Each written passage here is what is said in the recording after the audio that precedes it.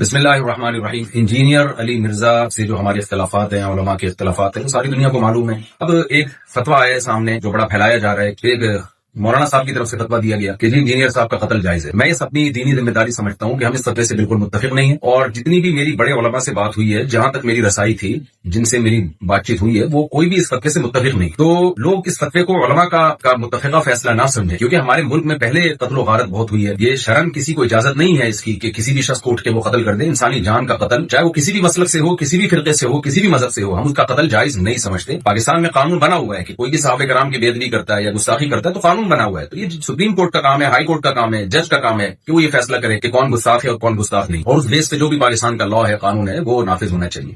لیکن یہ جو ایک فتویٰ دیا گیا ہے کہ جی اٹھ کے قتل کر دیا جائے، یہ بالکل ٹھیک نہیں ہے۔ میرے بیسیوں اختلافات ہیں انجینئر علی مرزا سے، میرے کیا اہل سنت والجماعت کے علماء انجینئر علی مرزا کے عقائد کو درست نہیں سمجھتے، لیکن قتل و غارت کے فتوے دینا، انسانی جان غیر محفوظ ہو جائے ہمارے ملک میں، یہ بالکل جائز نہیں ہے۔ ہم اس کی پرزور مذمت کرتے ہیں اور اس کو علماء کا فتویٰ نہ سمجھیں۔ ایسا نہ ہو کل کوئی سرفرا اٹھے اور کسی انسان کو قتل کر دے گستاخی کی بیس پہ، بے ادبی کی بیس پہ، تو یہ بالکل غلط ہے۔ ہم اس کی بھرپور طریقے سے مذمت کرتے ہیں، اور علماء بھی، جہاں تک میری رسائی علماء سے ہوئی ہے، وہ بھی اس عمل کو جائز نہیں سمجھتے۔ تو ملک میں امن کی کوشش کریں، اور دلائل کی دنیا میں رہ کے ہی بات کی جائے گی، اس سے آگے بڑھنے کی کوشش نہ کریں، قانون اپنے ہاتھ میں لینے کی قطعاً کوشش نہ کریں۔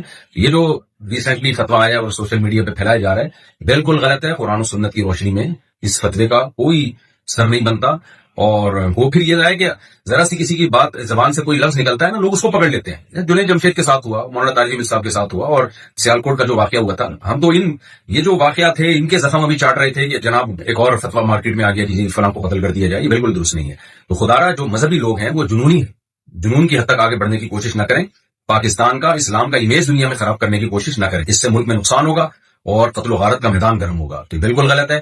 لہذا میں ابھی نیچے آیا ہوں گھر سے اتر کے، صرف اس کلپ کو ریکارڈ کروانے کے لیے، کیونکہ مجھے نہیں معلوم تھا کہ اس طرح کا سوشل میڈیا پہ کوئی فتویٰ پھیلایا جا رہا ہے۔ تو دیگر علماء سے بھی میرا مشورہ ہوا، تو سب کا یہی مشورہ تھا کہ ہمیں فوراً اس کے خلاف ایک بیان ریکارڈ کروانا چاہیے، اس فتوے کے خلاف۔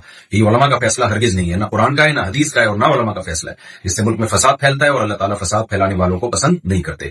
تو ملک میں ہر ایک کی جان محفوظ ہونی چاہیے، چاہے وہ کسی بھی مسلک سے اس کا تعلق ہو، یا کسی بھی فرقے سے، یا کسی بھی مذہب سے، کوئی بھی رائے۔ دلائل کی دنیا میں آپ ضرور ڈیبیٹ کریں، دلائل کی دنیا میں آپ ضرور ایک دوسرے کو چیلنج دیں، اور اگر آپ سمجھتے ہیں کہ کسی نے کوئی کام ایسا کیا ہے جو آئین کے خلاف ہے، اسلام کے خلاف ہے، تو لا کے ذریعے اس میں پنشمنٹ کی کوشش کی جائے، قانون کا سہارا لیا جائے۔ جج فیصلہ کرے گا کہ کیا سزا بنتی ہے یا نہیں بنتی۔